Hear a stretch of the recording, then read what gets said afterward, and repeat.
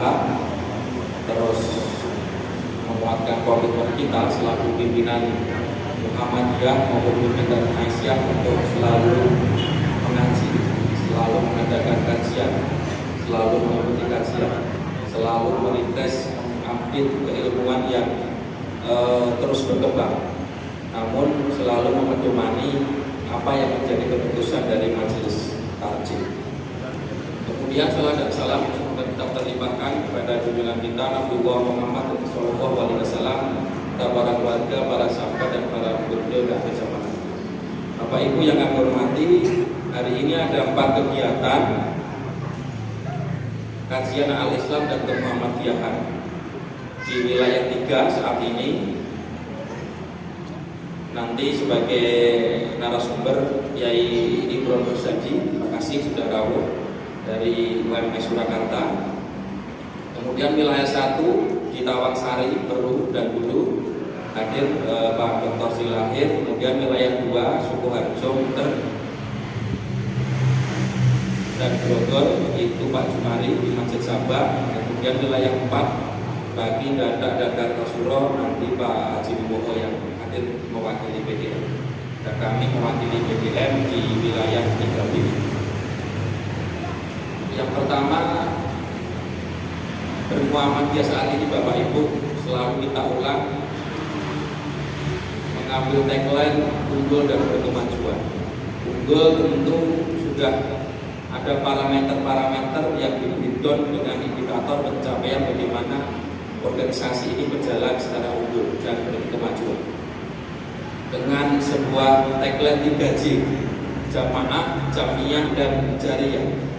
Jamaah tentu dengan gerakan-gerakan membumikan atau mengkaji apa yang menjadi hasil-hasil majelis takjil. Itu kegiatan merawat jamaah, kegiatan menyuburkan jamaah, kegiatan menggerakkan jamaah. Aisyah punya Qoryah Thayyibah, dan itu saya kira merupakan perpaduan dari 3J. Jamaah juga bergerak, jamiyah secara keorganisasian cabang ranting juga bergerak dengan aktivitas Qoryah Thayyibah, dan di situ pasti ada gerakan jariyah. Gerakan jariyah adalah gerakan untuk mendirikan ataupun membangun, mengembangkan, merawat amal usaha Muhammadiyah. Karena kita ini semua tentu sebagai pimpinan persyarikatan, sebagai petugas persyarikatan harus membesarkan amal usaha maupun badan usaha milik Muhammadiyah. Ini sebuah tagline yang selalu dibawa oleh pimpinan wilayah Muhammadiyah dan selalu disosialisasikan, dan selalu ada indikatornya. IPA misalkan kami di Majelis Ekonomi Jawa Tengah itu satu periode ini harus memiliki 5 PT perseroan terbatas. 1 PT BPRS Arta Surya Barokah, salah satunya kantor cabangnya di Sukoharjo, itu warisan dari pengurus sebelumnya. 2 PT Sinar Muindo. PT Sinar Muindo ini perencana pembangunan, konsultan pembangunan, kemudian juga pengerjaan proyek-proyek pembangunan. Ini juga warisan dari pengurus sebelumnya yang saat ini sedang kita mulai. Misalnya yang pertama adalah PT Ar-Rahmah Muhammadiyah Jawa Tengah. Ini yang bergerak dalam bidang jasa biro umroh dan haji plus. Mengapa sering saya share di grup itu? Karena ini bagian dari badan usaha milik Muhammadiyah. Sebagaimana Aisyah Sukoharjo saat ini mengakses satu program umroh bersama Aisyah Sukoharjo pemberangkatan oleh Ar-Rahmah Muhammadiyah Jawa Tengah 15 Desember tahun 2024. Nah ini tinggal 2 seat, tinggal 2 seat saja. Monggo nanti yang sakit bisa menghubungi PCA di 3B ini, tinggal 2 seat. Kemudian PT keempat adalah PT Suryamu. PT Suryamu ini bergerak dalam distribusi alat kesehatan yang tempatnya di Masjid Sabah. Yang memproduksi alat kesehatan adalah SMK Muhammadiyah 1 Sukoharjo, Pak Sigit. Kami waktu itu ditimbali Pak Sigit untuk mengelola produksi alat kesehatan. Ternyata untuk produksi alat kesehatan ketika menjual itu harus ada PT, tidak bisa menjual langsung karena terkait dengan perpajakan. maka membentuk PT Suryamu. Ya, PT Suryamu yang sebelumnya retail, yang saat ini menjadi bagian dari pengelolaan Majelis Ekonomi PDM Sukoharjo, dan saat ini PDM Sukoharjo berkomitmen untuk mengembalikan 100% saham Suryamu yang saat itu di-store oleh cabang. Namun harap bersabar dulu untuk pengembaliannya. Namun ini komitmen, ya. Jadi PT Suryamu yang awalnya retail waktu itu di era almarhum Pak Sri Joko, maka kita ubah menjadi PT Suryamu yang distributor alat kesehatan. Nah, retailnya tetap jalan, namun yang mengelola adalah Majelis Ekonomi PDM Sukoharjo. Bagaimana sahamnya? Harap bersabar. Oke. Nanti bisa kontak kami. Prinsipnya semoga tahun ini sebenarnya sudah hampir kita selesaikan. Karena kita bermasalah dengan BSI, maka tidak jadi cair, Pak. Sehingga harus ya, tidak jadi cair. Seharusnya cair pertengahan tahun lalu, Pak. Kira-kira seperti itu. Belaga jadi cair, kita mencari perbankan lagi. Kira-kira seperti itu, ya Pak. Nanti ini komitmen kami. Nah, PT keempat itu PT Suryamu. Jadi Aromah itu awalnya miliknya PDM Kendal, di skill up menjadi miliknya PWM Jawa Tengah dan PDM Kendal. Suryamu yang awalnya miliknya PDM Sukoharjo, di skill up menjadi miliknya PWM Jawa Tengah dan PDM Sukoharjo. Biar pasarnya lebih luas, biar kebermanfaatannya lebih luas, biar jariahnya itu bisa lebih besar lagi. Kalau kita bicara jariah ya bicara aset, biar lebih kaya, kira-kira seperti itu. Muhammadiyah biar lebih kaya. Oke. Jadi sekali lagi kita sudah ada 4 PT, tinggal 1 PT Mas di wilayah Jawa Tengah. Rencana consumer good, rencana memproduksi biskuit cahaya. Semoga nanti di Lebaran di meja panjenengan biskuitnya sudah biskuit cahaya ya. Ini sedang proses cari modal 3,5 miliar. Kira-kira seperti itu. Nah, inilah itu indikator organisasi itu unggul dan kemajuan. Ada target yang harus diraih. Sebagaimana kajian saat ini, ada materi yang harus dilalui. Ada materi yang dilalui. Baik, kembali ke tugas kami selaku wakil bendahara PDM Sukoharjo. Pertama adalah menyelesaikan saham Suryamu yang retail. Yang kedua adalah mengembangkan alat kesehatan. Termasuk saat ini Bapak Ibu kalau ada tetangga yang butuh sewa bed pasien bisa menghubungi kami. Per bulan ada yang 350, ada yang 400, ada yang 1 juta. Ya, per bulan. Dan alhamdulillah saat ini sudah 17 bed Pak yang disewa masyarakat. Karena kalau sebelumnya masuk rumah sakit, pada tidak tahu kalau SMK itu bisa memproduksi bed. Tahunya rumah sakit, sehingga jurusan permesinan itu nggak terlalu banyak orang minat coba kira-kira. Nah ini mulai pada tahu ternyata SMK Muhammadiyah 1 Sukoharjo itu bisa memproduksi bed. Karena apa? Ada penyewaan langsung ke masyarakat. Di mana ini sewanya? Di SMK Muhammadiyah 1 Sukoharjo. Jurusannya apa? Kira-kira kan gitu Pak. Jurusannya permesinan, kira-kira gitu. Sehingga ada minat untuk masuk ke SMK Muhammadiyah 1 Sukoharjo. Kalau SMK Muhammadiyah Imam Soto, Pak Sigit lebih punya cara sendirilah, kira-kira. Ya. Kemudian kami juga mengampu LPPK Bapak Ibu. LPPK itu lembaga pembinaan keuangan. Saat ini kami sudah menarik laporan keuangan 5 SMK. Kita tarik, nanti kita buatkan neracanya, kita buatkan laporan modalnya, sehingga lebih rapi gitu. Kalau sudah laporan keuangan itu rapi, maka PDM itu tahu sebenarnya seberapa kaya PDM Sukoharjo, kira-kira gitu. Kalau SMK sudah rapi laporan keuangannya, itu berhubungan dengan bank itu cepat Pak. Bila utang itu cepat, kira-kira gitu kan. Karena sudah rapi, sudah standar akuntansi. Dan yang ketiga adalah lembaga pengembangan UMKM. Tugasnya salah satunya adalah memberikan sertifikat halal kepada produk-produk UMKM. Misalkan snack seperti ini ya. Tapi ini milik siapa snacknya kan itu kan? Kan harus sebuah entitas usaha. Terus kita mencarikan halal UMKM secara gratis bekerjasama dengan UMS Surakarta. Jadi ini tugas kami menyampaikan tugas kami saja, tugas kami.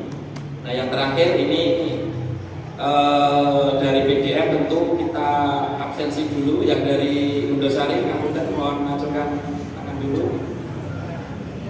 Banyak ya. Kemudian dari Bekonang, dari Bimbing.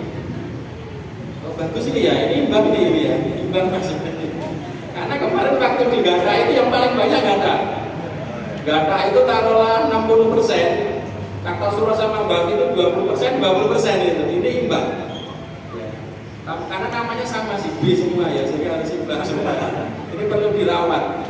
Ya jangan sampai ketika yang tuan rumah banyak, nanti yang lain hanya beberapa. Saya kira komitmen 3B ini perlu kami apresiasi. Karena ini tadi sudah ada laporan dari salah satu titik, ya kurang imbang. Nanti kami laporkan bahwa 3B jamaahnya imbang. Masing-masing berarti hadir 33,3%. Kira-kira seperti itu. Tapi kalau pilkada yang menangnya jangan segitulah, harus banyak kira-kira. Itu yang kami sampaikan. Terima kasih atas kerawannya. Kemudian selamat nanti mengikuti kajian secara bertahap, secara terukur, sehingga kita akan menjadi lebih lengkap dalam bermuhammadiyah. Dan sekali lagi mohon bantuannya. Aktivitas kami di BUMN juga mendapat dukungan dari panjenengan semua. Kata matur nuwun, banyak kurangnya mohon maaf. Assalamualaikum warahmatullahi wabarakatuh.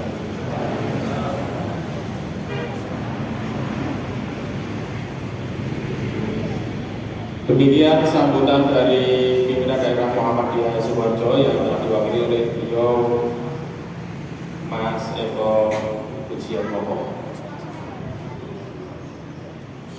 Acara selanjutnya yaitu acara inti kajian Al-Islam dan Kemuhammadiyahan. Sebelum yang akan disampaikan oleh beliau Ustaz Imron Rosidi dari UMS. Sebelum beliau menyampaikan materi, perlu kami sampaikan Bapak Ibu beserta dan juga Ustaz Imron, mengapa pengajian Al-Islam dan Kemuhammadiyahan ini di cabang Bendosari ditempatkan di Masjid Asy-Syuhada pada pagi hari ini, agar nanti bisa menjadi sedikit perhatian bahwa di belakang masjid ini, sebelah utara dan sebelah belakang ini adalah tanah yang sudah diwakafkan ke Muhammadiyah. Meskipun masjidnya ini bukan diwakafkan ke Muhammadiyah, tapi diwakafkan ke masyarakat, tetapi yang di belakang itu sudah resmi tanah wakaf milik Muhammadiyah. Yang sebentar lagi insya Allah akan dibangun pondok pesantren Al-Hikmah Asy-Syuhada, Al-Hikmah Putra, Al-Hikmah Asy-Syuhada Putra. Yang saat ini panitia pembangunan sudah dikukuhkan dan sudah bekerja, maka mohon doa dan dukungan panjenengan sedaya supaya pondok pesantren Al-Hikmah Asy-Syuhada ini nanti bisa berjalan dengan baik, yang insya Allah akan dikelola kolaborasi PDM, PCM Bendosari dan PCM Sukoharjo. Demikian informasi, dan selanjutnya kepada beliau Ustaz Imron Rosidi kami persilahkan untuk menyampaikan materi pada pagi hari ini, yaitu janais atau perawatan jenazah.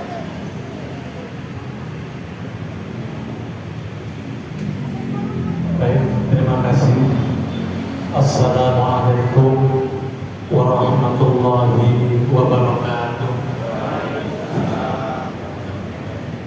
Ya, sama-sama kita hormati pimpinan Muhammadiyah Sukoharjo, yang sama-sama kita hormati pimpinan cabang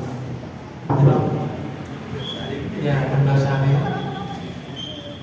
Ibu Aisyah, warga Muhammadiyah yang berbahagia.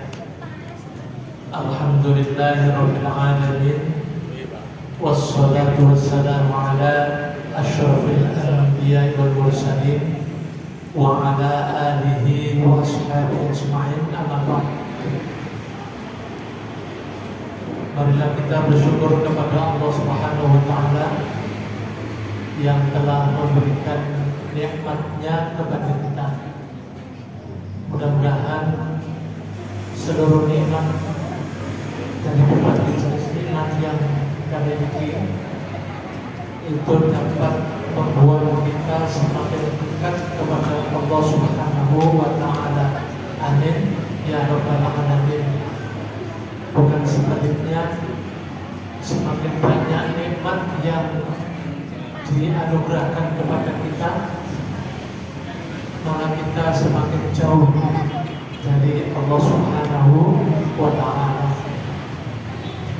Shalawat dan salam semoga tercurahkan kepada Nabi kita Muhammad Sallallahu Alaihi Wasallam. Mudah-mudahan kita semua pada hari kiamat nanti mendapatkan syafaat dari Rasulullah Sallallahu Alaihi Wasallam.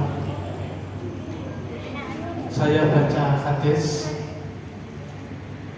untuk mendapatkan syafaat dari Rasulullah pada hari kiamat nanti. Itu sebetulnya agak mudah. Kalau bapak dan ibu mendengarkan muadzin selesai mengumandangkan azan, kemudian kita berdoa Allahumma rabb hadhihi da'watan sampai akhir itu. Di akhir hadisnya itu ada kalau tidak salah halat lahu syafaati yaumil qiyamah. Orang yang harus membaca doa itu akan dipastikan mendapatkan syafaati yaumil qiyamah pada hari kiamat. Mudah-mudahan dengan kita membiasakan menjawab muadzin mengumandangkan azan itu, syafaat dari Rasulullah itu akan bisa kita peroleh. Amin ya rabbal alamin. Bapak Ibu atau ibu-ibu sering nggak menjawab muadzin, menjawabnya azan itu? Jarang dulu ya. Nggak apa-apa loh bro, sambil mulek-mulek itu atau sambil bagi ibu-ibu yang masih muda sambil menggendong bayinya mendengarkan azan, ya nggak apa-apa dijawab ya. Sesuai dengan hadis Nabi tadi, halat lahu syafaati yaumil qiyamah. Orang yang membaca, orang yang berdoa tadi itu dipastikan mendapatkan syafaatku pada hari kiamat nanti. Gampang Bapak Ibu ya. Nah, ini perlu kita latih. Baik, saya diminta untuk menyampaikan secara teori tentang panduan perawatan jenazah. Mungkin sampai jam berapa?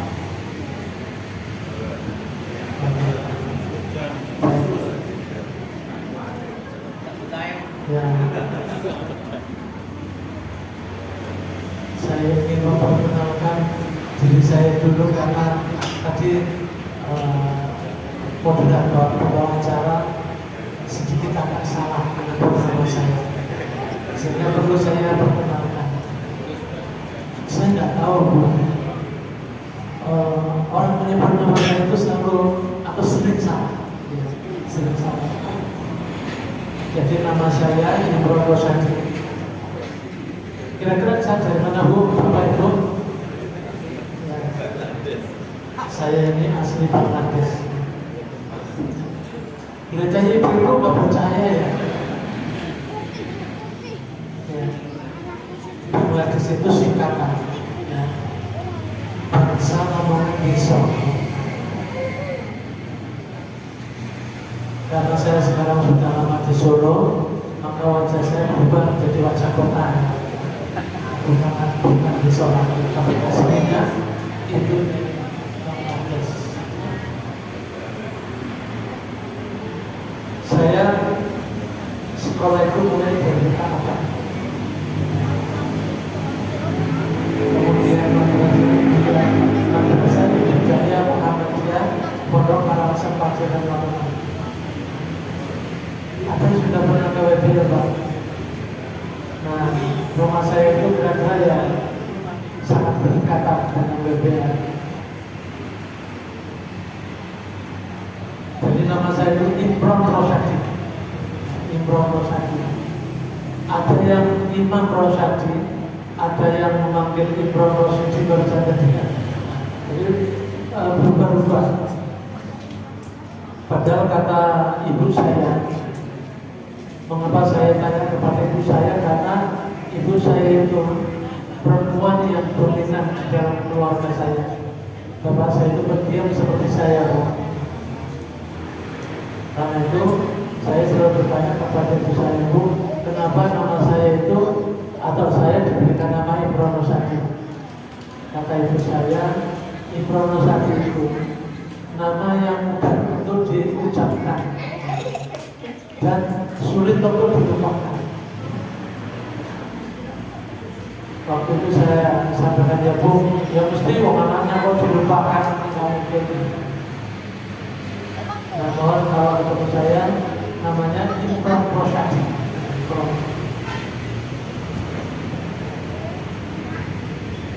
Dari MI MTS Muhammadiyah, Madrasah Aliyah Muhammadiyah, S1 UNS, S1 UNS, kemudian S2 UNS juga. Jadi mulai dari TK sampai S2 itu saya sekolah di luar negeri. Ya swasta maksudnya ya. Jadi swasta. Kata ibu saya, mengapa saya itu sekolahkan di Muhammadiyah terus mulai dari TK sampai S2? Karena sekolah Muhammadiyah, perguruan tinggi Muhammadiyah itu nomor satu. Nomor satu. Ibu saya nggak ngecap loh Bu ya, dibuktikan dengan saya, tidak ngecap. Kemudian S3 saya di UIN Sunan Kalijaga. Saya itu sangat bersyukur karena ibu saya itu guru tani, bapak saya itu guru tani dan tidak tamat SD, dua-duanya. Karena itu saya bersyukur karena saya bisa menyelesaikan sampai terakhir S3.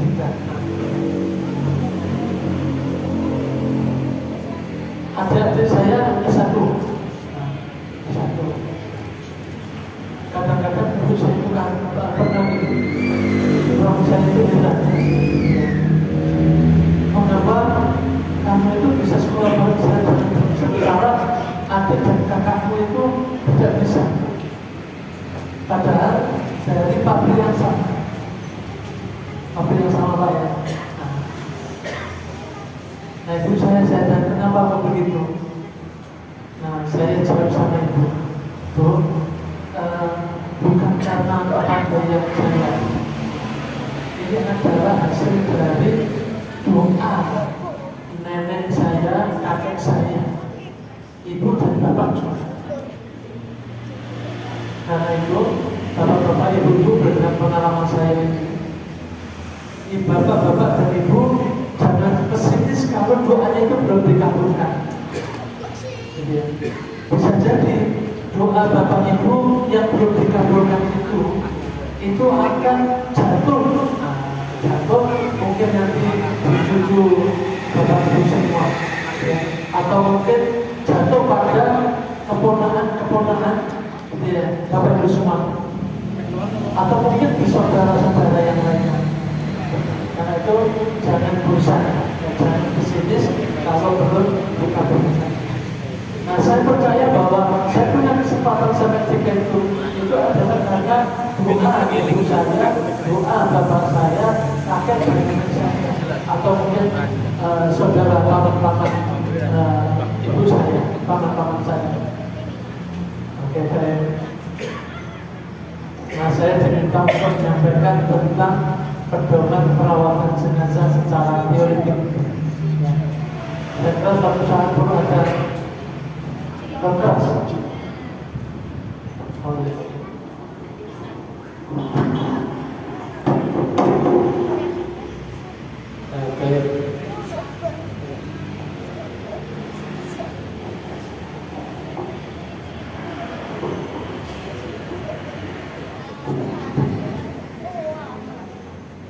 Baik Bapak Ibu, mohon ini saya menggambar. Ini tebak-tebak dulu ya, tebak-tebak dulu. Menurut Bapak dan Ibu, gambar seperti ini dengan warna seperti itu kira-kira sudah benar dan estetik nggak Bu kira-kira? Ada warna hijau, ada warna putih, ada warna apa seperti kerudungnya itu Aisyah ya, warnanya ya. Kira-kira matching nggak Bu kira-kira? Bagus nggak kira-kira? Mungkin perpaduan warnanya. Saya kan alumni Fakultas Agama ya. Mungkin dari estetikanya pewarnaan warnanya mungkin belum ya. Tapi menurut Bapak Ibu kira-kira pas nggak? Halo? Belum ya? Oke, baik. Saya punya satu lagi gambarnya. Nah, kalau ini putih dan hijau, lebih bagus mana Bu? Yang pertama apa yang kedua? Yang pertama. Oke, baik. Saya jelaskan Bu ya. Saya jelaskan dari yang kedua dulu baru yang ketiga. Nah, ini sebetulnya saya ingin mengukur kira-kira Bapak Ibu taat nggak kepada Muhammadiyah? Itu Pak Iren itu. Muhammadiyah itu warnanya hijau, sunahnya putih. Kemudian akan lingkaran yang kedua PDN Sukoharjo. Yang lingkaran terakhir itu adalah warga Muhammadiyah, baik Aisyah maupun Muhammadiyah sendiri. Nah, kalau menurut ideologi Muhammadiyah, kalau PP Muhammadiyah, kemudian PDN itu memutuskan warna hijau, maka kita sebagai warga Muhammadiyah itu harus ikut warna hijau. Nah, itu poinnya Pak ya. Karena itu gambar yang pertama tadi salah Pak. Saya umpamakan begini ya. Nanti misalnya PDM itu ketika bulan puasa, PDM itu seluruh warga Muhammadiyah di Sukoharjo, cara sholat tarawihnya itu adalah 4-4-3. Ini PDM. Ya PDM. Kira-kira gitu Pak ya. Nah, kemarin saya dengar katanya PDM mengatakan 4-4-3, kemudian tiba-tiba berubah menjadi apa? 2-2-2. Karena ada informasi dari yang lainnya. Kalau kita taat kepada organisasi, seharusnya kalau PDN itu Pak seminar atau ini gambarnya gitu Bu. Gambar saya itu memberikan contohnya begitu. Kira-kira siapa ya? Ya, apa yang ditetapkan oleh PDN, apa yang ditetapkan oleh PP Muhammadiyah, ikuti. Kita jangan ragu tuh. Kenapa ragu-ragu? Kalau tidak kita warga Muhammadiyah yang melaksanakan keputusan PP, lalu siapa lagi Bu yang diharapkan melaksanakan itu? Apa orang lain yang kita minta untuk melaksanakan? Kita Bu. Betul Bu ya? Betul Pak. Ini nanti BJ Pak ya, cek Pak warganya. Kira-kira taat nggak kepada keputusan PP Muhammadiyah? Apakah BJ? Nah, kalau tidak taat nanti bisa dikasih kabar ini Pak. Kan? Ya jadi itu ya. Jadi kita harus taat, yakin. Dengan apa? Dengan keputusan Muhammadiyah. Dan Muhammadiyah memutuskan sesuatu itu bukan asal-asalan, kajian. Ada kajian. Ada kajian. Baik. Yang berikutnya ini dari surat Al-Ghasyiyah dengan topik kita, inna ilaina iyabahum thumma inna alaina hisabahum. Ibu-ibu kira-kira artinya apa Bu ya? Ini al-ghasyiyah. Inna sesungguhnya, ilaina kepada kami, iyabahum mereka kembali. Jadi semua manusia, ini khusus manusia ayat ini ya, pasti akan kembali kepada Allah. Itu berbeda dengan hewan, itu berbeda dengan tumbuhan. Kalau hewan, tumbuh-tumbuhan, kalau sudah mati ya sudah selesai. Tetapi kalau manusia ada thumma inna alaina hisabahum, sesungguhnya, kemudian sesungguhnya kewajiban kami alaina hisabahum, menghisab mereka, meminta pertanggungjawaban apa yang dilakukan ketika di dunia. Berdasarkan ayat ini ada dua kehidupan, kehidupan di dunia dan kehidupan di akhirat. Kalau kita mengacu kepada surat Al-Baqarah ayat berapa itu Pak ya? Salah satu ciri orang mutakin itu adalah alladzina yu'minuna bil ghaibi. Akhirat itu adalah ghaib, ya, ghaib. Kan belum ada Pak ya? Belum ada. Al-Quran saja yang memberitahu bahwa ada kehidupan setelah mati yang namanya akhirat. Sebagai orang yang bertakwa harus yakin bahwa ada kehidupan setelah kehidupan di dunia ini. Dan nanti di sana di akhirat itu akan ada pertanggungjawaban. Hanya ada dua tempat setelah pertanggungjawaban itu, menjadi ashabul jannah dan menjadi ashabun nar, menjadi penghuni surga dan menjadi penghuni neraka. Kira-kira kita ini pilih yang mana Bapak? Menjadi ahlul jannah. Nah, mudah-mudahan dengan kita sering membaca doa setelah muadzin mengumandangkan azan itu, Allah akan, Nabi akan memberikan syafaat agar jalan kita menuju ahlul jannah itu lebih mudah. Nabi Muhammad SAW itu pernah ditanya oleh siapa yang bertanya? Baca Abu Rasulun minal Ansar, yang saya beri merah itu ya. Fa'ayyul mu'minina aqyas.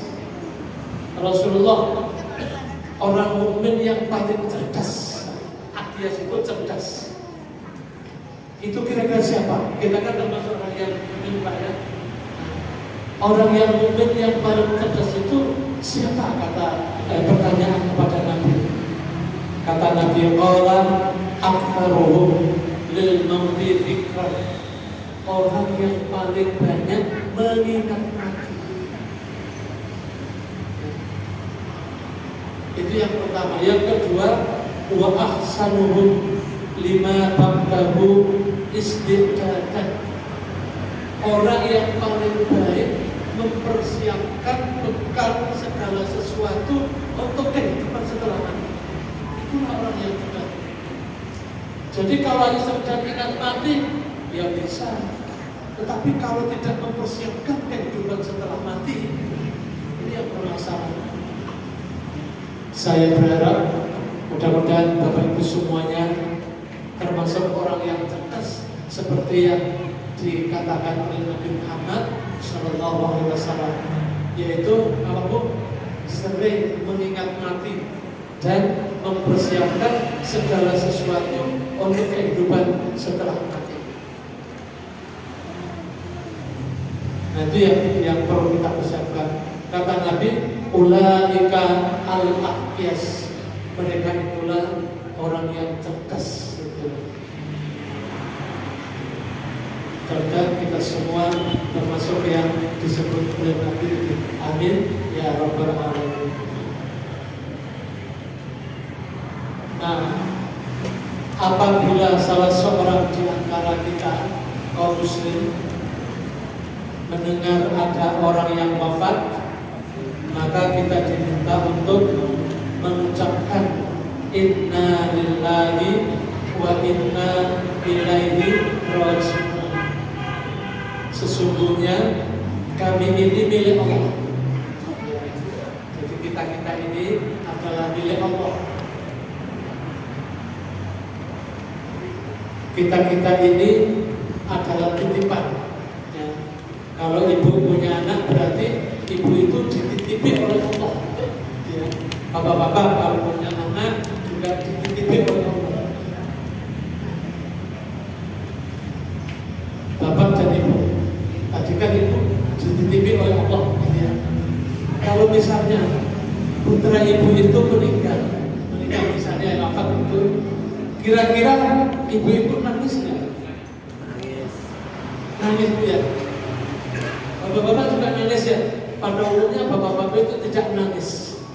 Biasanya yang banyak nangis itu adalah ibu-ibu. Itu kan titipan Allah. Kalau diambil kembali oleh pemiliknya, ibu kok nangis dong? Ya bro, itu kan milik Allah titipan. Lalu diambil orang yang punya harga miliknya, ya mestinya kita nggak nangis. Kalau ibu kita misalnya atau bapak kita wafat itu nangis bu ya. Loh, pemiliknya itu nangis. Karena itu menurut saya yang paling baik itu seperti tukang parkir lah. Tahu pak tukang parkir pak ya? Tukang parkir itu ketika dititipi mobil, dititipi sepeda motor, ketika diambil oleh pemiliknya, dia nggak menangis pak, dia senyum. Bisa nggak kira-kira seperti tukang parkir itu? Lo kan sama ya pak, sama nggak pak? Sama-sama dititipi pak. Kemudian pemiliknya mengambil kembali, dia senyum. Tanpa jawabnya kita nggak bisa ya, kayak tukang parkir gitu ya. Ya tapi nggak apa-apa gitu ya. Tapi jangan lama-lama bu nangisnya, ya jangan lama-lama. Wa inna ilaihi raji'un. Dan sesungguhnya kepada Allah, ilaihi kepada Allah raji'unna, kita semua akan kembali. Karena itu Bapak Ibu, kita ini sekarang musafir Pak ya. Musafir Pak ya.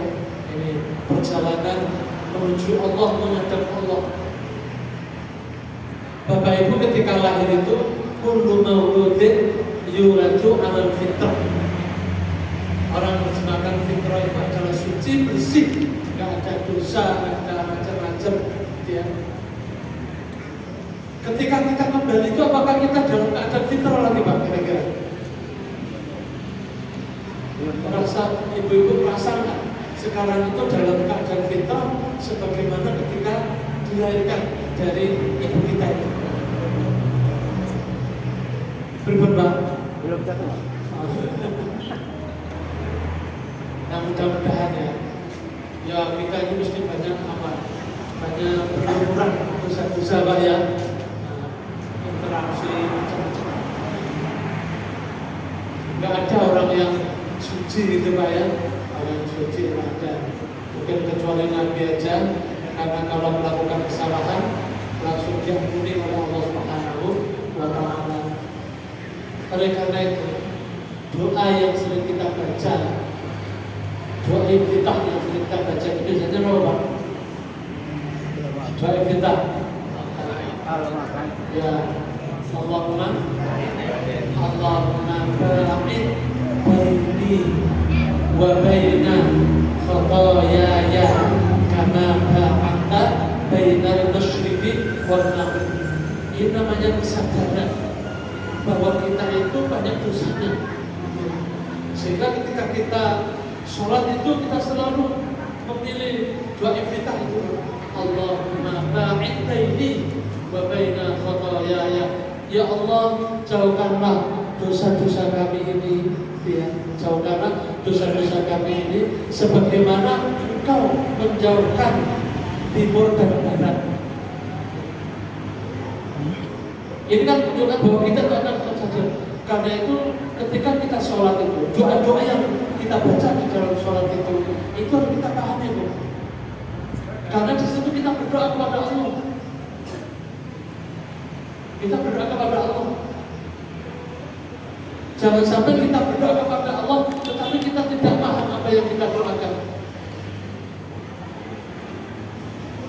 Kira-kira setelah sholat itu melakukan dosa lagi kan?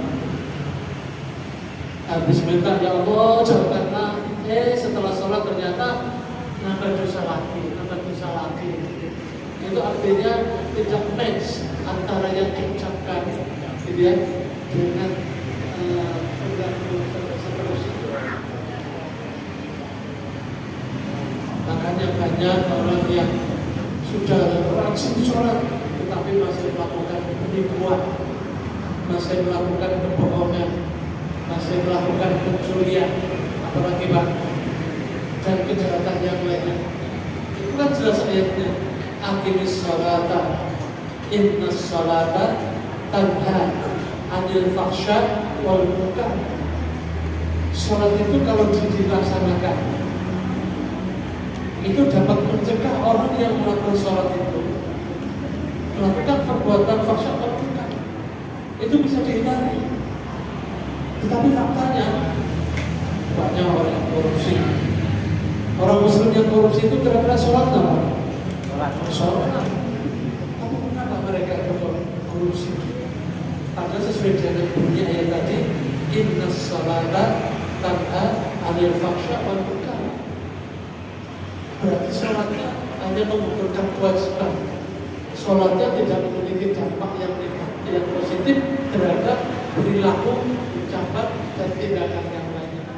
Mudah-mudahan sholat yang kita laksanakan itu bisa seperti yang disebut di dalam surat, di dalam ayat tadi. Saya lupa ayatnya, kalau kita surat Toha ya.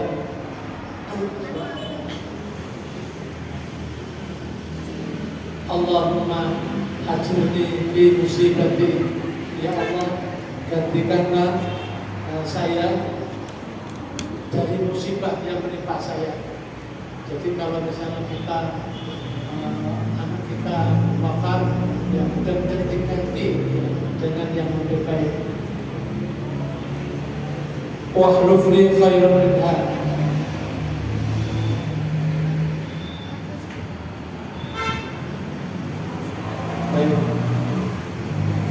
Nah ini hadisnya. Kalau kita ucapkan inna lillahi wa inna ilaihi raji'un, bisa juga di surat Al-Baqarah itu juga ada ya, kalau kita kena musibah itu. Wa idza asabat musibah qalu inna lillahi wa inna ilaihi raji'un. Oke, baik. Nah, kira-kira setelah kita mengucapkan inna mendengar ada orang, saya ingin sebelum saya lanjutkan, boleh nggak Bapak Ibu kita mengumumkan adanya orang wafat itu melalui masjid? Boleh nggak? Pernah ada pertanyaan gitu nggak Pak? Boleh nggak? Masjid kita manfaatkan untuk mengumumkan adanya orang yang wafat, lebih-lebih warga Muhammadiyah. Benar nggak Bapak? Sudah umum Pak. Apa? Sudah menjadi kebiasaan. Ya. Bapak Ibu bisa membaca di Suara Muhammadiyah tanya jawab. Kalau tidak salah bulan Oktober. Di situ ada tanya jawab. Aslinya memang tidak boleh hadisnya. Ada hadisnya yang tidak boleh memanfaatkan masjid sebagai pengumuman. Tapi berdasarkan analisis majelis takjil dan tasdid yang dibuat di Suara Muhammadiyah itu membolehkan kalau kita masih sini gitu ya, kita pakai untuk mengumumkan adanya orang yang wafat. Itu ada, nanti Bapak Ibu silakan baca di situ, boleh apa, jadi boleh. Nah, ketika kita mengetahui adanya orang yang wafat, maka yang perlu kita lakukan itu adalah memejamkan mata. Berdasarkan hadis riwayat Muslim ini, waqad syaqqa basaruhu fa'aghmadahu, itu harus dipejamkan matanya. Kemudian setelah itu mendoakan. Doanya seperti yang saya beri tanda merah itu. Allahumma ighfir li abi Salamata. Karena waktu itu yang meninggal adalah Abu Salamah. Nah, kalau sekarang yang meninggal itu maknanya ya, misalnya Ahmad, ya berarti Allahumma ighfir li Ahmad. Jadi meskipun hadisnya itu li Abi Salamata, tapi jangan diikuti Abi Salamata, karena Abi Salamata ini adalah salah satu sahabat Nabi. Kalau perempuan, ya sebut namanya. Allahumma ighfir li siapa? Ya, Maimunah namanya. Warfa darajatahu fil mahdi, dan angkatlah derajatnya fil mahdi wahlufhu fi akhir. Mudah-mudahan dilancarkan proses-proses menjadi mayit sampai ketemu dengan Allah Subhanahu wa Ta'ala. Jadi perlu kita doakan. Kemudian memintakan ampun atas dosa-dosanya. Waghfir lana wa lahu. Kita ini doanya. Waghfir lana wa lahu ya Rabbal alamin. Ya Allah, ampunilah kami dan siapa ayatnya itu, lalahu. Ya Rabbal wahid Tuhan semesta alam. Wafsah lahu fi qabri wa nawwir lahu fihi. Luaskanlah dalam kuburannya itu dan berilah cahaya, terangilah. Jadi meskipun aslinya itu di dalam kuburan itu gelap, tapi Nabi meminta warnawir, berilah cahaya di dalam kuburan. Bila kuburan cahaya itu bukan berarti kemudian Allah memasukkan lampu dalam kuburan itu, bukan. Tapi proses-proses di dalam kuburan itu kan ada namanya sisa, diberikan cahaya, diberikan luas. Mudah-mudahan keluarga kita yang sudah diwafatkan dipanggil Allah itu diluaskan wafsah lahu fi qabrihi, di dalam kuburannya diberikan situasi kondisi yang luas. Ya, kalau aslinya kuburan ya segitu tuh. Walaupun kita itu berdoa, ya Allah, luaskanlah kuburan ibu saya yang tetap segitu tuh. Maksudnya itu bukan dalam pengertian hakiki, dalam pengertian hakiki, tetapi dalam pengertian majazi. Ya, majazi itu ya diluaskan. Jadi ketika ditanya oleh Allah tidak kuburan itu, dia dimudahkan dalam pertanyaan. Ya. Kemudian dia diberikan ketenangan, cahaya. Kira-kira begitu ya. Ini yang perlu kita lakukan ketika kita mendengar atau melihat orang yang meninggal dunia. Nah, ini artinya ya. Ini artinya tidak perlu saya bacakan terlalu lama. Yang kedua, dilemaskan tangannya. Ya, dilemaskan tangannya dalam rangka untuk kita sedekahkan. Ya, kita sedekahkan. Kemudian kakinya kita luruskan. Kira-kira sedekahnya itu gimana Pak? Sedekahnya itu di bawah pusat.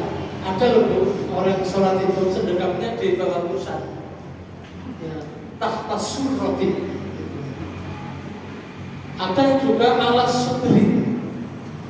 Ada nggak Bapak Ibu di antara yang ada ini, kalau sedekap di dalam sholat itu seperti ini? Ya, misalnya Allah. Nah, apakah mayit itu kita sedekapkan itu seperti ini, Pak? Karena sholatnya itu sedekapnya seperti ini. Misalnya kalau si mayit itu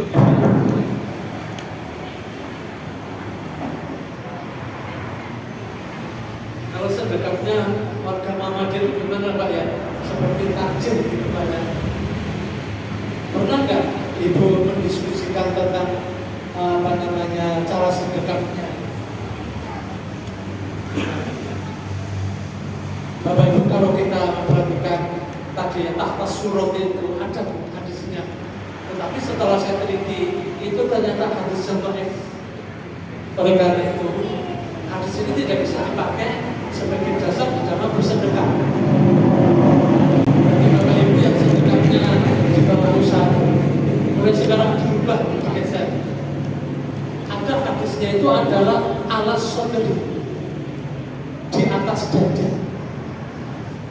Bagi orang yang memahami secara literal, ya, di atas dada itu kan dada itu mana Pak? Dada itu ya. Dada itu sini. Kalau ini dada, berarti di atas itu mana Pak kira-kira?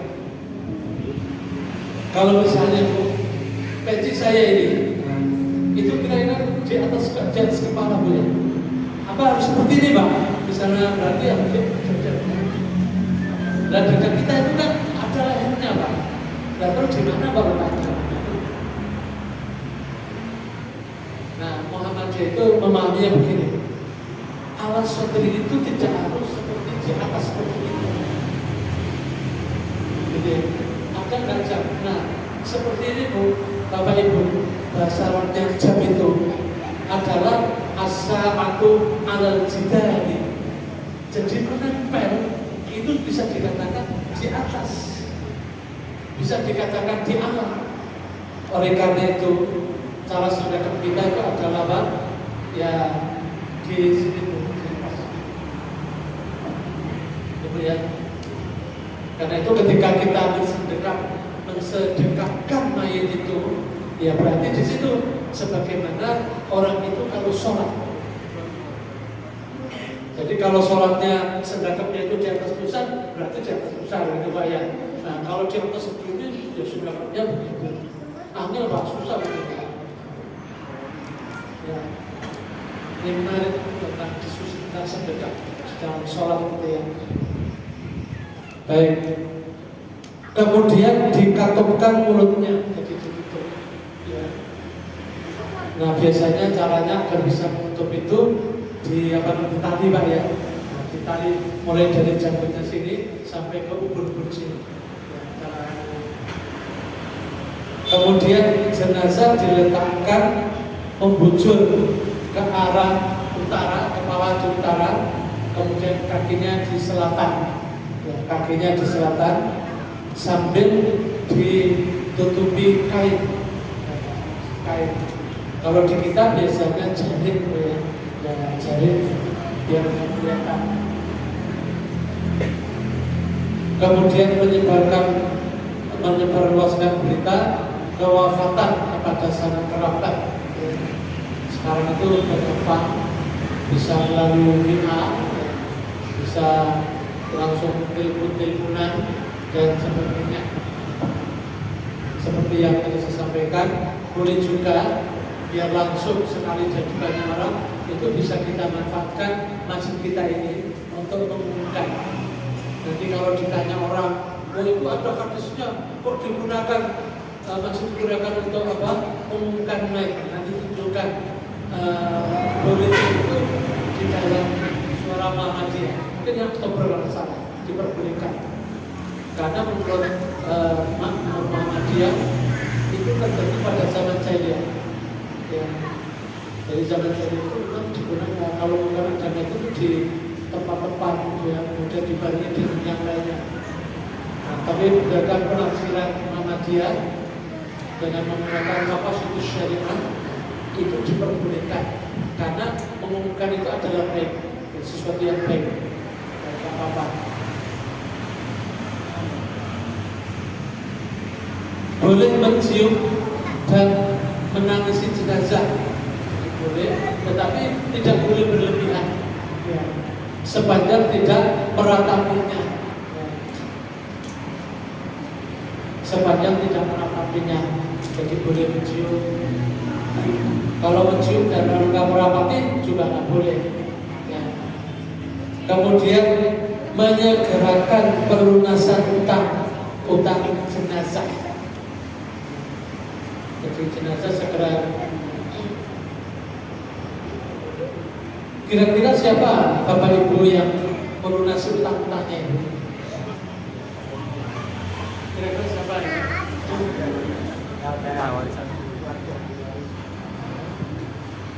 Yang pertama yang melunasi itu adalah harta yang ditinggalkan oleh si mayit. Jadi jangan terburu-buru diwariskan, dibagi wariskan. Jadi harta yang ditinggalkan itu dicek berapa jumlahnya, kemudian masih ada berapa, kira-kira cukup enggak untuk melunasi utang-utangnya. Nah sekarang andai kata tidak cukup, kalau misalnya kebetulan ada bank yang menyetor di bank, lalu pegawai bank itu datang ke rumah si mayit, kemudian memberitahu tentang utangnya. Setelah keluarga mengkalkulasi jumlah hartanya, ternyata tidak mencukupi. Kira-kira Bapak Ibu menjawabnya gimana? Ketika kita utang, ya. Kalau menurut menurut muamalah maliyah, itu ternyata keluarga itu tidak punya kewajiban untuk melunasi.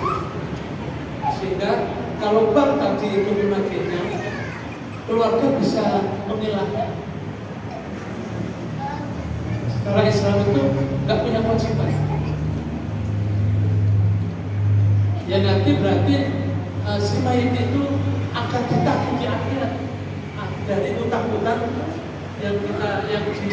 yang dilakukan. Nah kita sebagai keluarga itu tidak mau, gitu ya, keluarga kita itu nanti ditagih di akhirat. Harta yang dimiliki oleh si mayit itu kan hanya pahala-pahalanya saja. Dan nanti kalau pahalanya dipakai untuk menyantap, habis gimana? Nanti masuk neraka.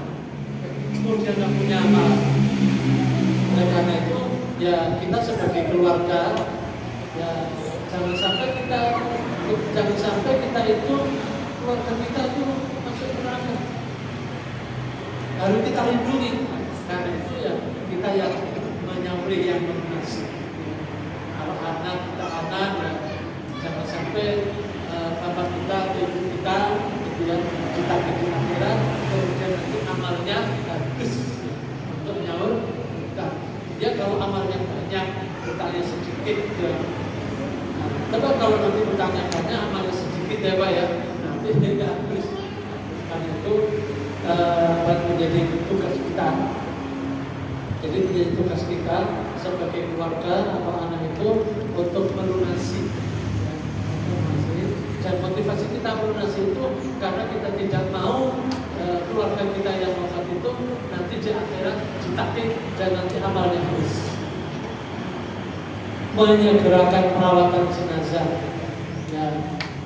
Nah, cara perawatan jenazah itu adalah memandikan jenazah, mengkafani jenazah, mensolatkan jenazah, dan menguburkan jenazah.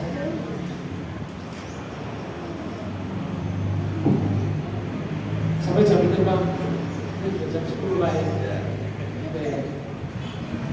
Kalau bisa diakhiri nggak apa-apa. Kan sudah saya informasikan setelah dimandikan, kemudian dikafani, disolatkan, kemudian dikuburkan. Kan sudah selesai Pak ya? Sudah selesai. Artinya, kalau masih jadi rencana berapa sih Pak? Jam berapa Pak?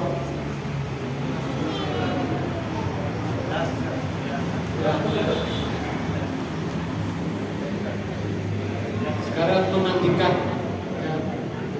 Kalau misalnya waktunya tidak sedikit, mungkin langsung saja saya masuk ke mensolatkannya ya Pak. Mensolatkan. Baik. Hukum mensolatkan itu adalah fardu kifayah. Fardu kifayah. Fardu itu artinya wajib. Mengapa kok wajib? Itu berdasarkan hadis Nabi yang diriwayatkan oleh Imam Abu Dawud dari sahabat Zaid bin Khalid al-Juhani yang saya kasih tanda merah itu, sallu ala sahibikum. Sallu itu kalau di sini adalah fi'il amar. Fi'il amar itu di dalam usul fikih adalah wajib. Al-aslu fil amri lil wujub. Pada asalnya perintah itu adalah wajib untuk dilaksanakan. Nah, tetapi di dalam fikih, di dalam tafsir kita itu adalah wajib tapi kifayah. Apa bedanya antara wajib kifayah dengan wajib ain? Kalau wajib ain itu individual, individual. Tetapi kalau kifayah itu wajib kolektif. Nah, kalau sudah ada kolektif, maka yang belum melaksanakan itu hukumnya ya sunnah, tidak wajib. Umpamanya ada orang yang meninggal di sini, ada wajib bagi bapak ibu semuanya untuk melaksanakan sholat jenazah. Nah, bagi saya karena sudah ada yang mewakilinya, maka saya tidak wajib mensolatkan. Meskipun kalau saya melaksanakan pahalanya besar. Jadi meskipun ada wajib kifayah atau fardu kifayah, usahakan kita itu melaksanakannya, ya, sholatkan. Sallu ala sahibikum, sholatkanlah teman sahabat kalian yang meninggal dunia, yang meninggal dunia. Tempat mensolatkan jenazah, satu di lapangan atau di musola. Nah, ini hadisnya, Inna Nabiya sallallahu alaihi wasallam shaffa bil musola. Bil musola, jadi ada kata di bil musola. Maka para alaihi al-Quran, takbir sholat jenazah itu 4 takbir. 4 takbir. Bapak, ketika takbir itu apakah setiap takbir itu mengangkat tangan? Mengangkat tangan ya. Kalau Bapak Ibu pernah sholat di masjid di Mangkumen, saya lupa namanya, saat saya mensolatkan istri dari Pak Mahfudz Ali, Bapak Penagih Pak Mahfudz Ali, istrinya kan sudah meninggal itu. Nah, ada masjid yang dekat dengan rumahnya Pak Mahfudz itu. Nah, disolatkan di situ. Itu ternyata takbirnya itu hanya ketika takbiratul ihram saja. Takbir yang kedua ketika dan keempat itu tidak mengangkat tangan. Saya tahunya dari mana? Karena saya ikut di situ. Orang di kanan kiri saya itu nggak mengangkat tangan. Nah, saya lupa tidak mencantumkan itu. Saya sudah coba mencari dan saya menemukan bahwa Nabi ketika mengangkat takbir 4 takbir itu tangannya diangkat.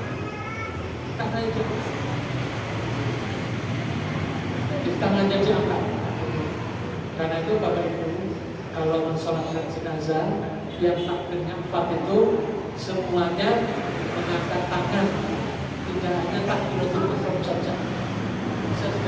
Saya lupa ya. Tapi suatu saat saya, kalau ada yang minta, bisa saya share. Dan itu yang dipegangi oleh kita. Yang kedua, bisa di masjid, bisa di lapangan, bisa di masjid. An Aisyah radhiyallahu anha qalat wallahi laqad shalla Rasulullah sallallahu alaihi wasallam ibnai baita'a fil masjid. Jadi sertanya ibu-ibu waktu akad nikah itu di mana? Di masjid atau di rumah atau di tempat di kamar. Baik, saya pernah membaca hadis kalau melakukan akad nikah itu dilakukan di masjid. Ternyata setelah saya teliti itu hadisnya tadi.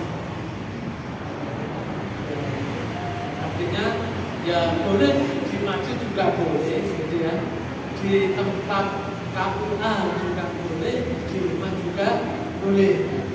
Tidak ada anjuran secara spesifik. Tapi kalau kita beranggapan bahwa di masjid itu di rumah Allah, kemudian kita melaksanakan sholat akad nikah di masjid, ya udah apa-apa, nggak apa-apa. Tapi di sini ada saya fil masjid, atau di Makkah bagi orang yang tertinggal, yang tidak sempat mengikuti di masjid atau di belakang. Anna Rasulullah SAW salat ala qabrin faktama tufina fakabbaru alaihi arba'an. Jadi suatu saat itu ada sahabat Nabi yang wafat. Kemudian Nabi tidak tahu. Nah, waktu itu Nabi di masjid. Kemudian tanya sahabatnya, mana si fulan ini kok nggak pernah sholat berjamaah? Lalu ada sahabat yang beritahu Nabi, beliau itu sudah wafat. Lalu Nabi ke kuburannya, tanya di mana kuburannya. Kemudian setelah di kuburan, maka baru ada ini arba'an. Berarti dia sholat. Ini hadisnya. Dasar bahwa kalau kita tidak sempat mengikuti masjid, kita boleh sholat di kuburannya. Ini ruang Bukhari, ruang Bukhari. Nah, waktu yang terlarang,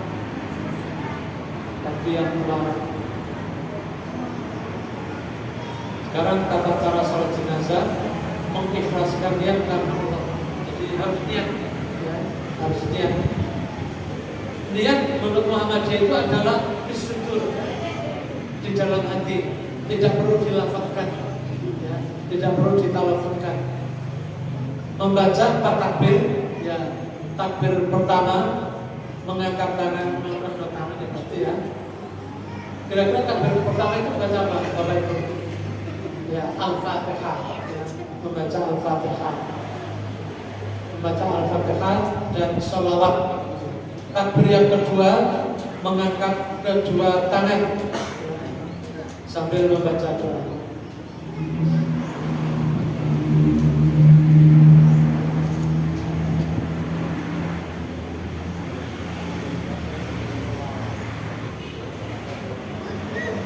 Jadi saya salah. Jadi pertama membaca Al-Fatihah, yang kedua tadi apa Pak? Ya, kemudian yang ketiga membaca doa, kemudian yang keempat langsung tidak ada doa. Jadi menurut Muhammadiyah itu apa namanya, terakhir itu tidak ada doa. Dan ada memang yang menyebutkan Allahumma la tahrimna ajra wa la tadhurna, itu dibaca setelah takbir pertama. Tapi menurut Muhammadiyah dibaca takbir kedua di pondok. Nah, ini Al-Fatihahnya.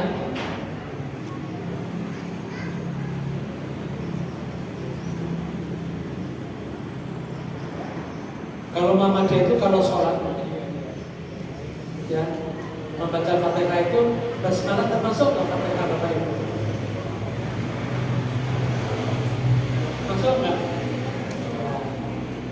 Kalau Bapak Ibu membaca keputusan takjil yang terakhir, Fatihah dibaca. Fatihah dibaca. Boleh dibaca secara sir, boleh dibaca secara jahar. Jadi boleh dibaca secara sir atau jahar. Ada satu mushaf ya, yang di dalam surat Al-Fatihah itu ada 7 ayat, tetapi basmalah tidak dimasukkan sebagai ayat yang pertama. Lalu ayat yang ke-7 yang mana? Itu ternyata ghairil maghdubi alaihim waladhdallin, itu adalah ayat yang ke-7. Sehingga kalau dia membaca Al-Fatihah, dia mulai dari Alhamdulillahirabbil alamin. Jadi boleh membaca mulai Alhamdulillahirabbil alamin atau Bismillahirrahmanirrahim. Ada satu saya punya videonya yang mushaf itu seperti itu. Saya itu kalau jadi imam itu memang karena nama saya pendek ya, maka saya biasanya an'amta alaihim itu kemudian berhenti. Berhentinya itu karena saya gak bisa nafas, karena gak bisa nafas. Tapi kemudian saya dasarkan kepada mushaf yang saya punya itu. Sekarang itu berhenti, saya yang enak. Kemudian ghairil maghdubi alaihim waladhdallin. Ini bacaan sholawat. Ini perlu saya perhatikan. Bapak Ibu ketika membaca sholat itu ada nggak fil alamin yang terkata di situ? Halo Bapak Ibu, nggak ada ya Pak? Saya mencoba untuk mencari ada nggak hadis fil alamin yang terkata itu di situ. Itu ternyata ada Pak, ternyata ada. Oleh karena itu kalau menurut saya, kalau misalnya ada orang membaca fil alamin yang terkata itu masjid, tidak apa-apa. Jadi kalau di dalam fikih itu namanya tanawwu. Tanawwu itu ada beberapa bacaan yang kita itu boleh memilih bacaan yang mana yang kita hafal. Seperti doa iftitah. Itu kan tidak hanya Allahumma barik baini wa baina baina, ada wajah wajhati, ada kabiru walhamdulillah kabiru ada, tapi singkat itu namanya tanawwu. Dibolehkan memilih yang mana yang dia hafal, termasuk membaca bacaan sholawat. Jadi tidak apa-apa kalau ada pengalaman, kalau kita langsung ingatkan. Tapi yang di baca di Muhammadiyah yang dipilih adalah yang tidak ada fil alamin. Ya, baca karena fil alamin itu hanya satu riwayat. Tapi kalau yang innaka hamidun majid itu banyak sekali. Sehingga Muhammadiyah pilih yang lebih kuat, yang lebih banyak. Allahumma sholli ala Muhammad wa ala ali Muhammad, atau bisa baca ini. Ini ada bacaan Allahumma fir lahu. Ini adalah bagi yang laki-laki. Kalau yang perempuan berarti Allahumma fir laha warhamha wa'afiha wa'fu anha, dan terusnya ya. Domirnya diganti. Domirnya diganti. Wa'arsilhu fil ma'i wa thalji wal barad wa naqihi minal dhunub atau minal khataya kama yunaqqa thawbul abyadu minat tanas. Wa abdilhu atau abdilhu daran khairan min darihi wa ahlan khairan min ahlihi wa zawjan khairan min zawjihi.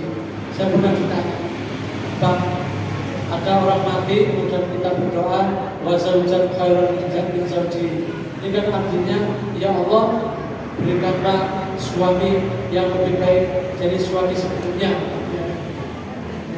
Zawjan itu suami. Gimana itu Pak? Saya bilang kata zawjan di situ bukan artinya suami, tapi artinya pasangan. Kalau misalnya zawjan itu pasangan, itu berarti bukan kita berdoa kemudian kita disuruh menikah lagi. Kalau tidak begitu, itu maksudnya nanti pasangan di akhirat. Jadi memahami hadis itu tidak cukup hanya secara dohri, secara poinnya saja, tapi di dalam memahami hadis itu ada memang yang namanya majazi. Jadi ada namanya lafaz majazi. Jadi lafaz itu di dalam usul fikih itu ada namanya lafaz hakiki dan lafaz majazi. Nah, zaujan khairun min zaujin ini bukan hakiki, tetapi apa? Majazi, yaitu nanti di akhirat nanti pasangan kita akan menjadi lebih baik. Nah, mau saya bertanya kaitannya dengan lafaz hakiki, ibu-ibu, kalau misalnya ibu itu berangkat ke masjid sudah wudu dalam perjalanan itu kesenggol dengan laki-laki atau lawan jenis yang bukan mahramnya, menurut ibu-ibu batal nggak wudu? Nah, batal ya Bu ya. Bapak-bapak batal juga Pak ya? Nah, ibu berarti juga membaca fikih. Menurut Muhammadiyah tidak batal. Jadi bedakan antara dosa dan tidak batal. Kalau Muhammadiyah menghukumi tidak batal, itu bukan berarti melegalisasi dosa. Bolehnya senggolan dan beda. Beda. Saya berikan contoh, umpamanya kita misalnya ke masjid, kemudian di pinggir jalan kita lihat ada mangga yang ranum, lalu kita ambil, tidak izin sama pemiliknya, dosa nggak? Dosa, tapi batal nggak wudunya? Jadi memang dosa itu tidak membatalkan wudu. Tapi jangan dikatakan kemudian melegalisasi, enggak. Beda. Kenapa Muhammadiyah itu tidak batal-batal? Karena memahami aula masdurun nisa, lafaz aula masdurun nisa itu adalah lafaz majazi, bukan hakiki. Kalau saudara-saudara kita NU itu memang memahami aula masdurun nisa itu adalah hakiki. Ya, hakiki. Hakiki itu ya berarti senggolan kulit ini. Senggolan kulit. Senggolan kulit itu namanya hakiki. Karena kaidahnya menurut orang NU itu mudah-mudahan gak ada dia. Laksanakan yang hakiki itu. Kalau yang hakiki tidak bisa, baru kemudian majazi. Tapi kalau Muhammadiyah enggak. Aula masdurun nisa itu artinya adalah majazi. Lalu artinya apa? Aula masdurun nisa itu adalah hubungan seksual, hubungan suami istri. Kata orang Muhammadiyah atau Mazhab aula masdurun nisa itu adalah mewakili hadas besar di dalam struktur, di dalam ayat ini. Itu harus baca ya kan. Jadi tidak batal, ya tidak batal. Meskipun tidak batal, jangan kemudian mencari-cari anak nyenggol ya. Jangan, karena nyenggol itu kan nggak boleh. Nyenggol itu nggak boleh. Jadi bedakan antara batal dan dosa. Dosa tidak membatalkan wudu, yang batal ya. Yang membatalkan wudu itu adalah hadas kecil dan hadas besar. Apa? Ini berkaitan dengan lafaz hakiki dan majazi. Jadi memang menarik kalau Bapak Ibu mengkajinya fikih itu dengan usul fikih itu menarik. Atau ditambah dengan Allah maghfir li hayyina wa mayyitina wa syahidina wa ghaibina wa shaghirina. Itu sering tidak baca itu. Nah, kalau tidak baca juga tidak apa-apa. Tapi kalau bisa dilengkapi, ya baik itu dihafalkan. Allah Ta'ala tahrina ajrahum wa la baca juga. Oke, kalau ini bayi ditambah dengan Allahumma ja'alhu lana salafan wa faradan wa ajran. Oke. Kemudian assalamualaikum warahmatullahi wabarakatuh. Baik. Yang terakhir saya bertanya, Bu, Bapak membaca assalamualaikum ini sekali ke kanan saja atau ke kanan dan ke kiri?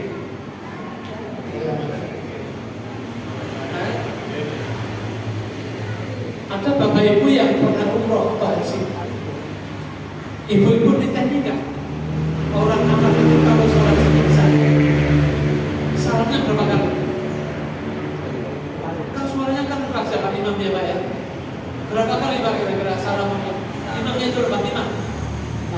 Imam sholat jenazah. Karena pasti setiap waktu itu pasti ada sholat jenazah. Jadi baik di Madinah maupun di Mekah, di Masjidil Haram. Saya itu ditanya Pak. Saya ditanya 2016 saya berjanji 2022 saya juga mendapatkan rezeki bisa haji lagi. Kemudian 2003 saya kemarin umroh karena menyusul anak saya. Saya selesai studi di Madinah, ya. Biar masa anaknya di Madinah nggak pernah ke Madinah ketemu gitu ya. Saya ke asramanya itu satu ya. Saya pernah tanya sama orang Arab saya kenapa banyak satu. Karena itu kalau Bapak Ibu nanti kalau umroh atau haji kemudian orang Arab imamnya jenazah itu satu, itu jangan kaget. Ya. Tapi Muhammadiyah itu dua, ya. Satu ke kanan, satu ke kiri. Nah saya kita yang kaitan dengan salam sholat. Bapak Ibu kalau mengucapkan salam itu, kira-kira yang mana Bu? Ada 3 variasi Bu. Assalamualaikum warahmatullahi wabarakatuh. Assalamualaikum warahmatullahi wabarakatuh. Satu versi Pak ya. Yang kedua, Assalamualaikum warahmatullahi wabarakatuh. Assalamualaikum warahmatullahi. Pernah dengar nggak Pak? Ada yang Assalamualaikum warahmatullahi. Assalamualaikum warahmatullahi. Kita tidak Bapak Ibu kalau jadi makmum. Ibu mana Bu kira-kira? Yang pertama, yang kedua, atau yang ketiga? Yang pertama ya. Ya. Kenapa kok tidak pakai yang kedua atau yang ketiga? Ya baik. Saya sudah mencoba mencarinya dan menelitinya. Mencarinya dan menelitinya. Itu ternyata tiga-tiganya ada hadis. Tiga-tiganya ada hadisnya. Nah, kalau di dalam HPT Himpunan Pusat Takjil Muhammadiyah itu yang pertama yang dipakai. Kemudian yang kedua, Assalamualaikum warahmatullahi wabarakatuh. Assalamualaikum warahmatullahi wabarakatuh. Juga ada hadisnya. Sahih hadis. Kemudian Assalamualaikum warahmatullahi wabarakatuh. Assalamualaikum warahmatullahi wabarakatuh. Itu juga ada hadisnya. Biasanya yang terakhir ini teman-teman kita dari Salafi itu pada umumnya memakai yang ketiga. Karena itu Bapak Ibu jangan kaget ya kalau ada itu, ada yang pertama tadi, ada yang kedua. Itu Bapak Ibu ya, salah. Ya. Termasuk juga di dalam di dalam sholat jenazah ini, gitu ya. Ibu-ibu jangan kaget kalau imam itu berbeda dengan Bapak dan Ibu sebagai makmum. Baik, saya kira itu saja yang bisa saya sampaikan karena waktunya sudah terbatas. Terima kasih saya kembalikan kepada moderator. Nah, sambil menunggu moderator, saya ingin menyampaikan yang disebut oleh dari BDM tadi. Itu ternyata belum disebut tentang wakaf. Ya, kalau bisa BDM ini mengaktifkan wakaf. Ya, mengaktifkan wakaf. Kalau wakaf itu jumlahnya tidak terbatas, tetapi kalau zakat, musaki itu memberikan hanya maksimal 2,5. Tapi kalau wakaf itu bisa besar. Karena itu tidak berangkat, tidak berangkat wakaf itu. Perguruan tinggi Al-Azhar Mesir itu dibangun dengan wakaf. Dan membiayai mahasiswanya itu dari wakaf. Bahkan Al-Azhar itu pernah mengutangi pemerintah Mesir ketika kekurangan itu pinjamkan Al-Azhar dengan wakaf.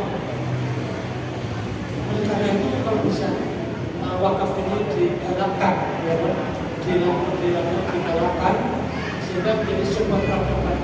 Dokter, dokter itu dibiayai dari mana? Dan kalau dokter itu murah, itu karena dari waktu. Jadi tidak hanya mengandalkan biaya sekolah itu, membiayai sekolah itu, tidak hanya dari wali murid atau dari murid, tapi dari wakaf secara terus. Dan itu akibat dari siapa yang perlu diterapkan wakaf. Saya kira itu saja yang dapat saya sampaikan. Terima kasih. Wabillahi taufiq wal hidayah.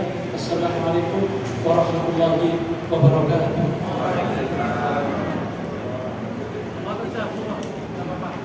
Baik Bapak Ibu, jika tadi sudah disampaikan materi terkait perawatan jenazah, mungkin sebelum kita akhiri, kita buka dulu sesi tanya jawab. Mungkin ada yang ingin bertanya dari bapak-bapak, ada 2, ibu 1. Oke. Nah, dari bapak dulu, nanti mohon diperkenalkan terlebih dahulu namanya. Assalamualaikum warahmatullahi wabarakatuh. Pak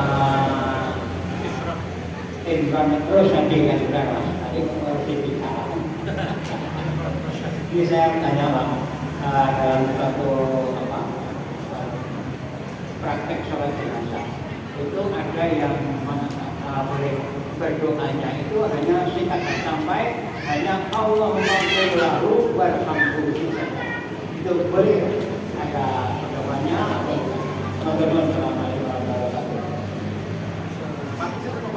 Pak Agung.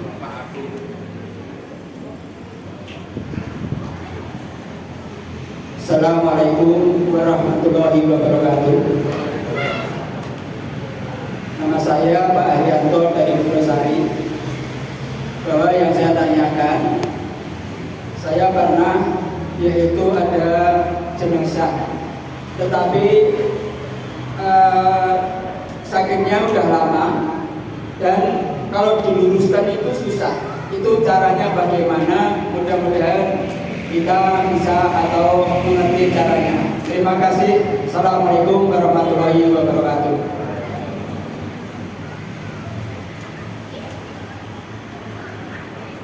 Untuk pertanyaan Pak Ustadz, sebenarnya ini pertanyaannya oke. Perkenalkan, nama saya Wanti, saya dari SD Muhammadiyah Kalor. Pertanyaannya hampir mirip dengan pertanyaan yang kedua tadi.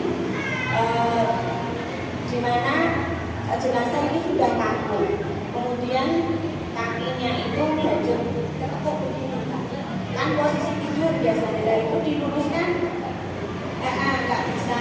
Terus kemudian saya juga mendapati waktu mensucikan jenazah itu awalnya kan jenazahnya itu sudah matanya tertutup gitu, tapi setelah kita mulai mengkafan itu matanya terbuka lagi. Nah, itu bagaimana? Apakah dari HPT itu ada ketentuan atau langkah-langkah yang harus kita lakukan seperti itu? Kemudian apakah ada doa khusus atau cara untuk istilahnya meluruskan, melemaskan badan si jenazah tersebut? Assalamualaikum warahmatullahi wabarakatuh.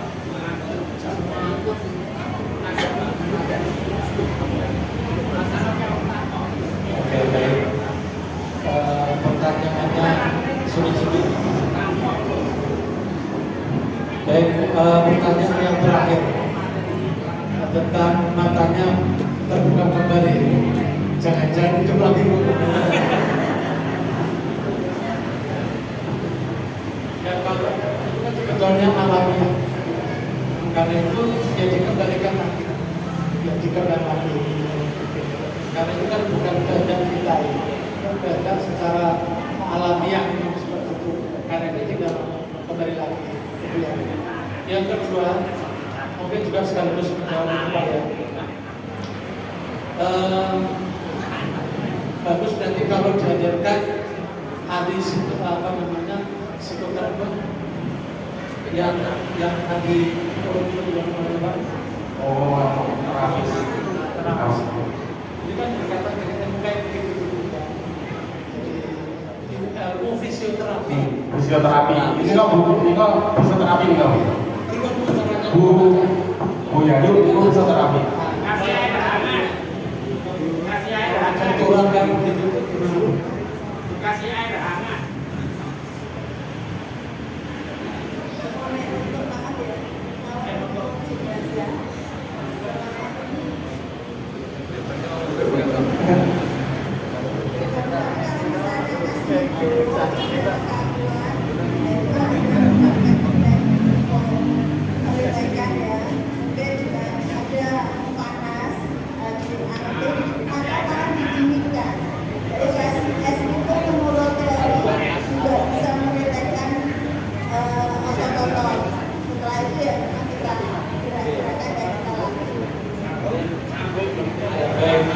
Tapi memang secara logika, saya juga pernah mendengar kalau ada gelombang kayak begitu itu bisa didingin pakai es atau dicampuri atau coba air hangat.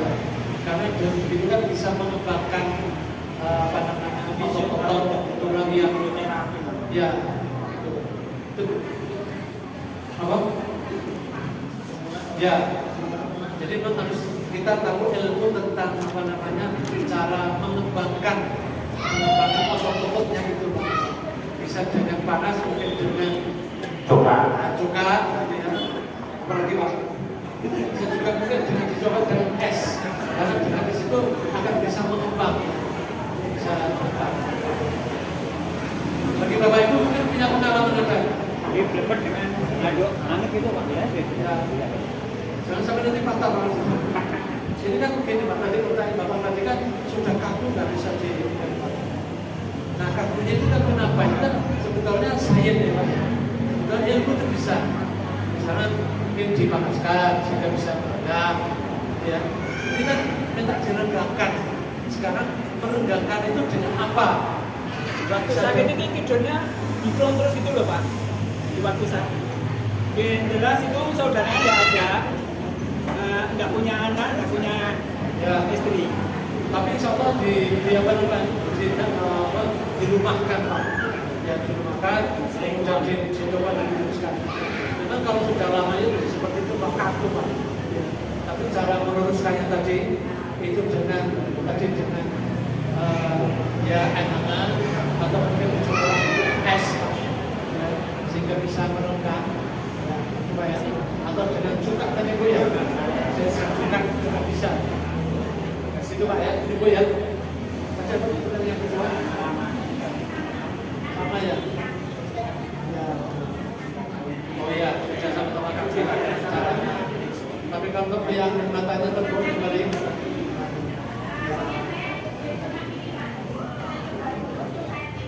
Ya, ditutup kembali. Itu berarti ketika menutup itu belum sempurna. Kemudian yang tadi itu apa boleh Pak? Singkat. Tadi kan ada juga singkatan kembali.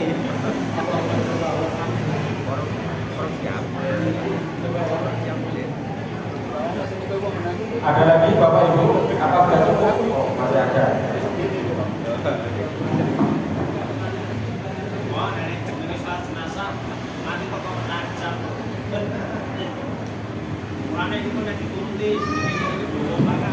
Bismillah, Assalamualaikum warahmatullahi wabarakatuh.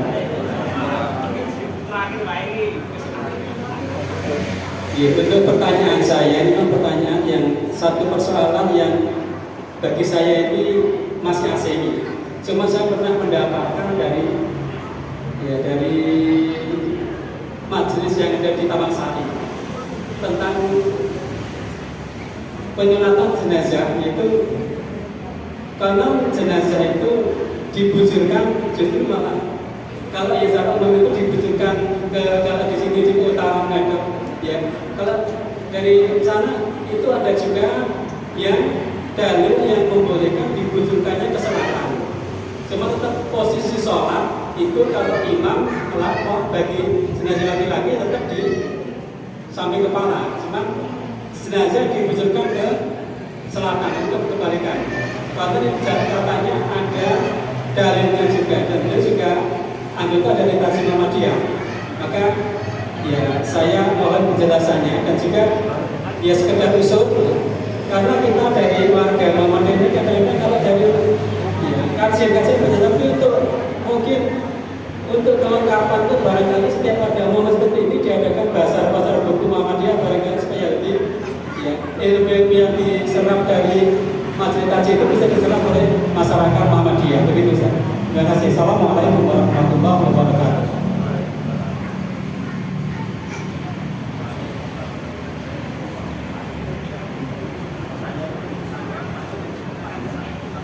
Terima kasih. Baik, ini juga baru bagi saya, Pak. Baru bagi saya. Dan saya belum bisa menjawab kepastian dalilnya tadi apakah sahih atau tidak. Insyaallah bisa nanti Mas saya sampaikan melalui Mas siapa tadi yang pernah menjawabnya tadi. Bentar. Ya. Ya, Mas Sinung. Oh ya, nanti dengan ya, nanti bisa disampaikan kepada Bapak Ibu ya. Jadi mohon maaf Pak, saya belum bisa memberikan komentar karena juga baru bagi saya baru ingat kalau apa namanya itu kepalanya di selatan. Iya Pak ya, kepala di kakinya di utara.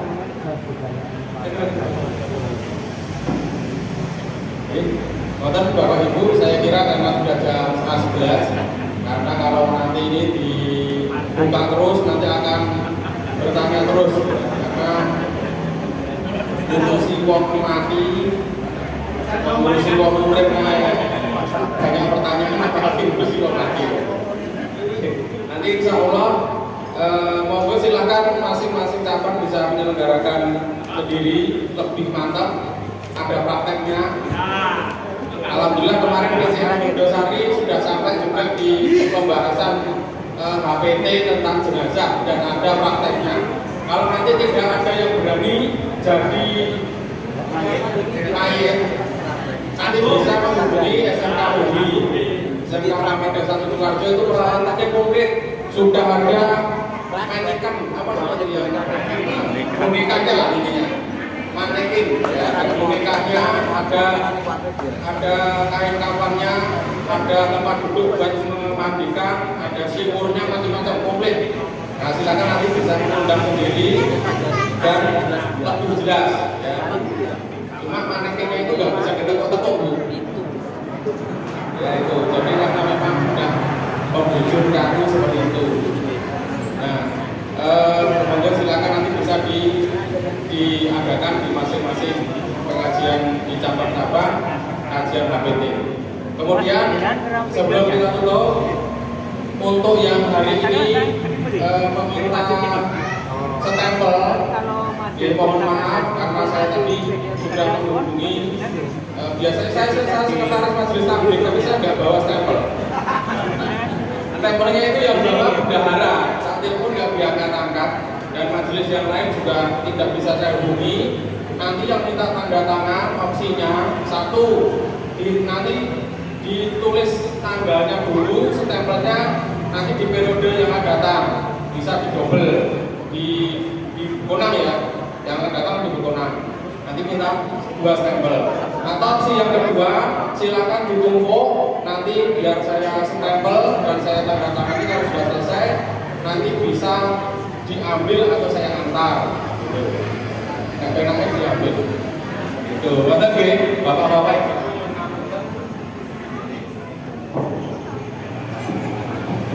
Mohon maaf karena kurang koordinasi, jadi tidak ada stempel di sini. Nanti silakan ditumpuk saja. Nanti saya stempel kalau sudah selesai saya atur kembali ke jenengan. Di Dirmawon Sinten nanti yang bisa saya datangi untuk membalikan. Mohon Bapak Ibu, terima kasih atas kehadiran panjenengan sedaya dan mohon maaf segala kekurangan dari PCM Indosari apabila dalam penyelenggaraan ini banyak kekurangan. Mari kita akhiri acara